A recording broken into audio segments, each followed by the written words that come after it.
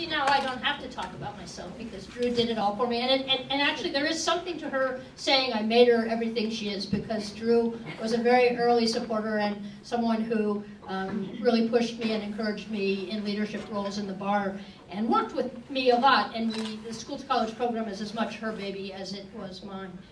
But I just want to congratulate you. And to quote one of my favorite authors who goes quite far back in my life, today is your day, you're off to great places, you're off and away. Today really is all about you, and it's partly because each of you has made a commitment to the service of others. And in fact, I assume that many of you, if not all of you, came to this august institution because of its commitment to public service, and that's something to be really proud of. But I want to encourage you to just take today, or what part of it you don't have to study anyway for your exams, which I gather are still to happen, to celebrate yourself and to celebrate not only what you've accomplished, but your hopes for the future and who you have become, not just as a lawyer, but as a human being. Today, you should tell stories about yourself. You should brag a little bit. You should not be shy or modest. You should kind of even revel in yourself. And eat dessert, by the way. And to borrow something that a New York Times columnist, Gail Collins, said at my daughter's graduation from Mount Holyoke a couple of years ago, today you can take bites out of everybody else's dessert. It's your day. Tomorrow you have to remake the world, but for today, enjoy. So I sat down last weekend to try to figure out what it is you do when you write or prepare some kind of commencement-like remarks, and I didn't really know where to begin. So I did what I generally do when I'm floundering, and I asked my wife. And she's a little older and a whole lot wiser than I am, and by the way, is an alumna of this very school, this law school.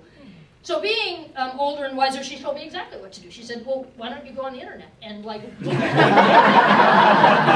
speeches that other people have written, and oh yeah, duh. So I sort of thought, how do I tie my shoes in the morning without waking Carol up? But I found an article that was supposed to be about how to write a good, little commencement speech, but kind of ended up being more about how not to write one. So it said, as Drew alluded to earlier, don't write about yourself.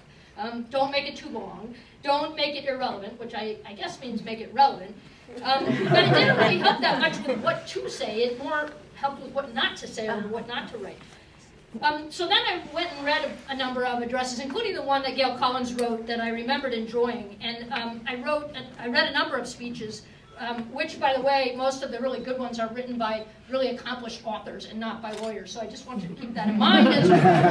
So the themes in these speeches seem to be on 3 lines more or less. One kind of goes like this.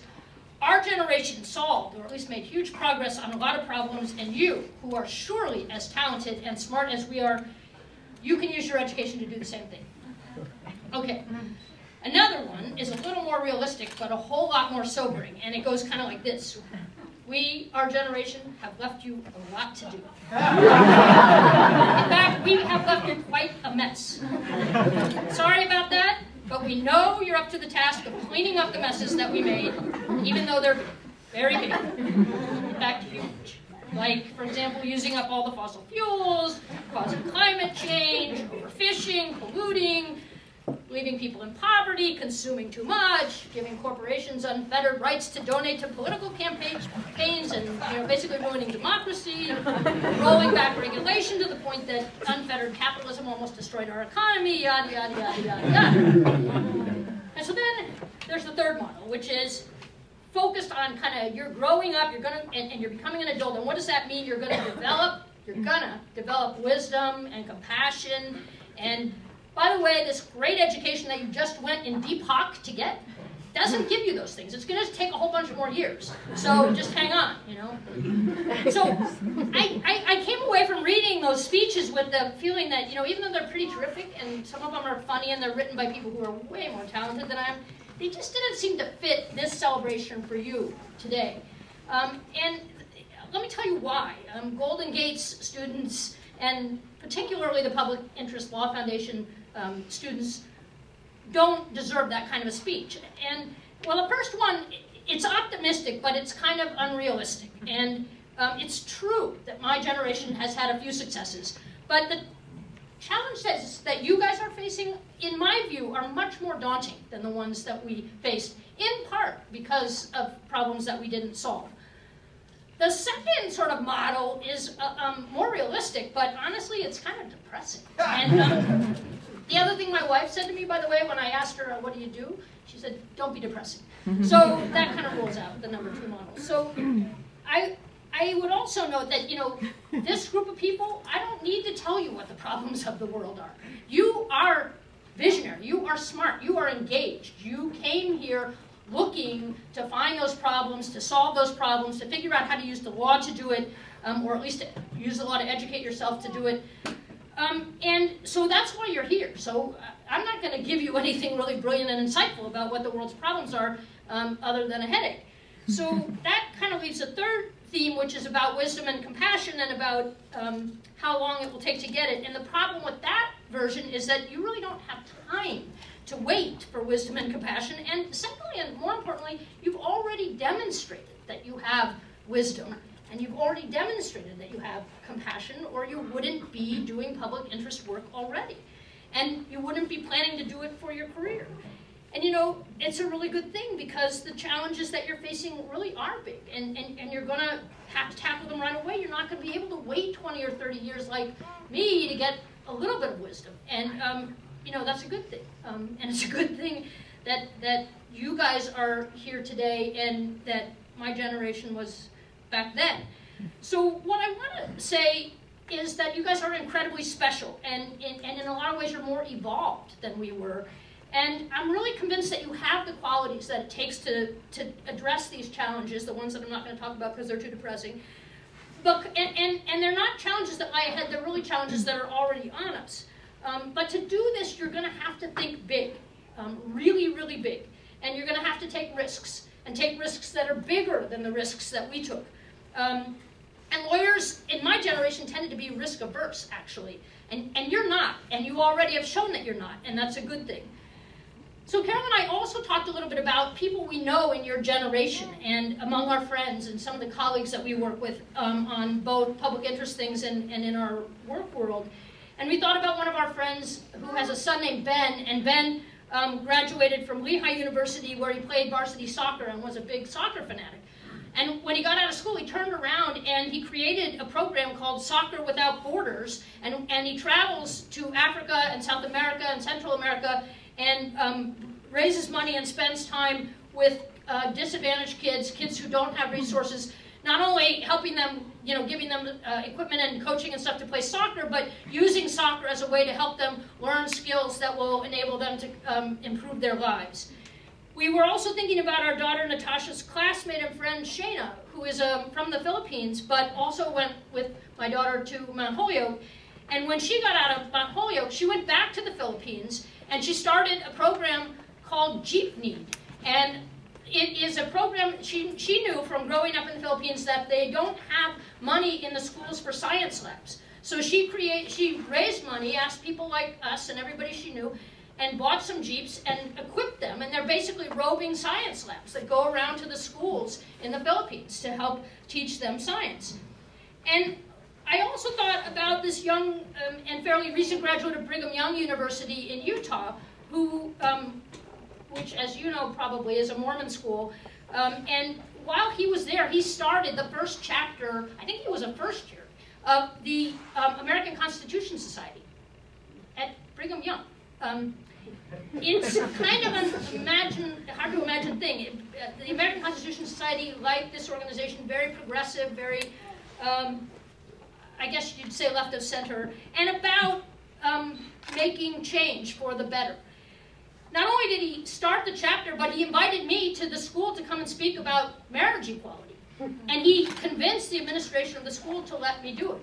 Now this is a kid who thinks big and didn't really care about the consequences, and he graduated. They didn't kick him out.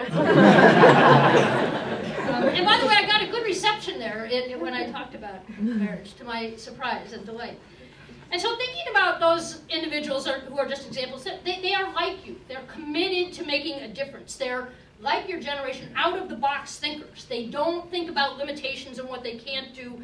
I can't imagine at my age then, you know, at barely a quarter century old, starting a nonprofit organization and beginning to make change that's affecting hundreds, if not thousands, of kids. But you guys have the creativity to identify these problems. You're doing it already, and to come up with ways to address them. You have a kind of a courage and a self-confidence that at your age I really would have envied, I have to tell you. And the other thing is, you're not afraid to fail. You get up, you do something, sometimes it falls flat, and guess what? You get back up again, and you go at it a different way, or you try a new tactic. And these kinds of risks that your generation is willing to take, and that you guys in particular, for being part of this organization and this school, are really nothing short, in my view, of miraculous. And so I really have a lot of hope for you. I expect miracles out of you, because I think you're capable of it. And I think that you have a couple other things that our generation was only beginning to develop. And one of those is a tolerance for people who are different. In fact, if I look around the room, you better have a tolerance for people who are different, because besides color, gender, you know, religion, every which way, you don't mind working with people who are different. In fact, you embrace it. Our generation, we're struggling with, oh, well, we'll tolerate you, you know. You guys, you know, guys have friends, not friends with benefits, just friends, you know, and vice versa. And you guys have friends across racial lines, across, you know, and related to that, you do a lot of project-based, a lot of collaborative work. I remember from when Natasha was a kid, even in school, the school started doing this, and I think it was something unique to your generation, that instead of everybody has to solve the problem themselves, and then you get graded on that, they did a lot more, both in high school and college, and I presume also in this law school, of work this out together with a group of people. And so that collaborative work, and last but not least, you're not as obsessed about as my generation was about who gets credit. You know, like, I don't know if I can start this project if my name's not at the top of the masthead. That collaborative aspect and that willingness to work across boundaries of all kinds, and actually to kind of take the boundaries down, is really puts you in the best position possible to do the enormous work that you're going to have to do to kind of make the world still livable, not only for your generation, but for your kids, for my grandkids. So I want to just close and leave you with a thought that borrows from the writing of Marianne Johnson, and that is to say this. I hope that you'll remember that each of you individually, and especially that all of you collectively, are powerful beyond measure. And I want to say and ask you the question that is kind of the flip side of what she asked. Who are you not to be brilliant, gorgeous, talented, and fabulous? Your playing small does not serve the world. As you let your own light shine, you unconsciously give other people permission to do the same. And so please continue to shine. Congratulations, and thank you for what you've already done, and thank you for what you have yet and will do. Thank you.